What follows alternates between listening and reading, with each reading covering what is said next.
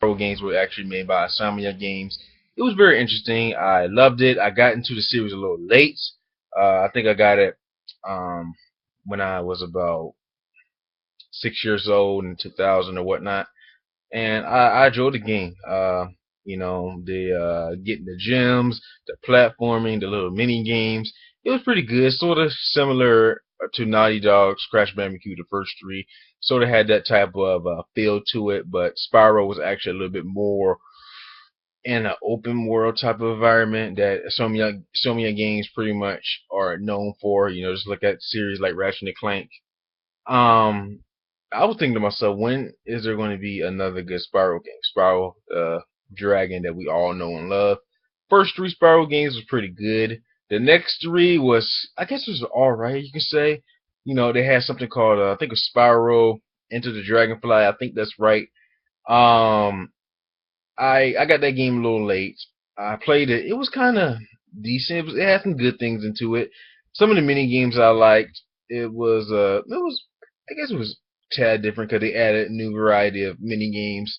You got that's pretty much when they had this little four type of four types of fire that or four types of ammunition that you can say that Spyro had. He had from like fire, obviously. He had electricity. I think he had like snow breath.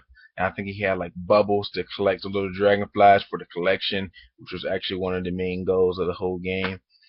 Collecting enough of those. Some of the mini games just didn't just bug the hell out of me. I didn't really enjoy it as much, but it was pretty decent. I think the next game after that was A Hero's Tale, which was pretty much one of my favorite games because you can play as a variety of different characters.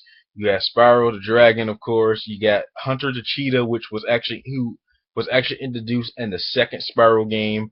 You have Sergeant Bird, who was actually introduced in the third Spyro game, and a variety of different other characters like Sparks the Dragonfly, who was actually had his own mini game at Spyro 3 Year the Dragon, but he's pretty much had the same type of the mini game when you play as him in this game. So I think that was pretty good. The plot was decent. I think I can't really remember the plot, but the gameplay was amazing. I think it had that good replay value, and the game looks very pretty. It was very interesting. I had it for the GameCube.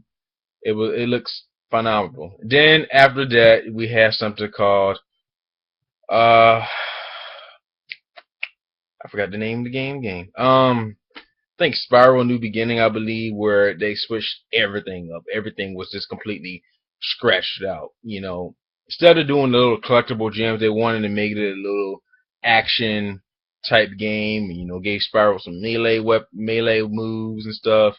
I didn't like it. It didn't fit the formula at all. And I think like two other games after that, you know, during the New Beginning of Spyro or the Legend of Spyro, I think it was called, that trilogy after the New Beginning, uh, sort of kind of fell off. So now we got Skylanders, which I don't know anything about that game. Looks weird for me.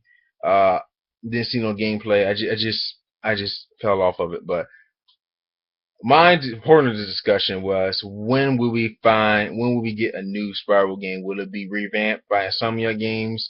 Probably not. Right now they're working on other titles right now, like Sunset Overdrive for the Xbox One. Probably they may work on another Ratchet and Clank game in the future. I don't know if they're gonna go back to Spyro the Dragon. Um, you know, I hope so. I definitely want to reboot. That's pretty much one of my series I want to reboot along with Crash Bandicoot. But I don't know when will we get another one. But this is pretty much a discussion video of me talking about Spyro, and I really love the series, and especially the first three was golden because it was on PlayStation. The other three after that were all right, decent to none, but I still kind of find some enjoyment out of those three games as well after the main original games.